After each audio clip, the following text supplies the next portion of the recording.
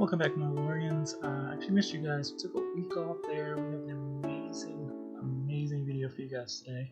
This is actually the prehistory, so you guys are actually going to enjoy this. But before we get started, though. Alright, just want to remind you guys, issue number 10 is available as of right now, and we are in the process of working on issue number 11. You guys are going to love some of the stuff we actually came up with on this issue as well. But beyond everything else, let's get into the next issue. Maybe let's just stick to this issue. Here we go.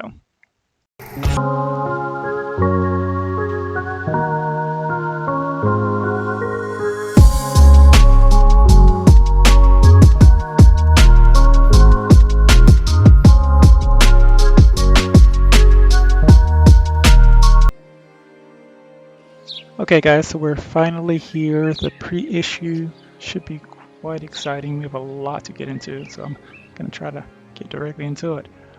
So the basics again are, this is before Miolhr's time, before any of the main characters of the actual story, which we'll be seeing more in the future. So long ago, Miolhria was a more peaceful environment. No zombies, less issues with illnesses. It was almost like an oasis of a country. Then they end up having their first plague, their big first disease situation. Tons and tons of the Miolhrians actually start to get sick and start to die. And instead of just a normal disease where you end up dying and just don't come back at all, some of them actually end up coming back as zombies. Now, this is a major issue because, again, no one in Miolhria actually experienced this before and had any idea of what to do. So what they end up doing was sending their smartest people in Miolhria, their scientists at the time, to the highest peak mountains in Miolhria, which is their oasis. Their smartest people end up coming up with multiple different cures that they could actually use to actually cure diseases. And it worked for a small time frame, but then it just stopped working. Even more people end up starting to turn into these zombies. So following this, a lot of the people of Miolhria actually started to notice there were multiple moons starting to develop in the sky. And depending on which biome they were actually in, or which area of the map they were actually in, they would start to notice these.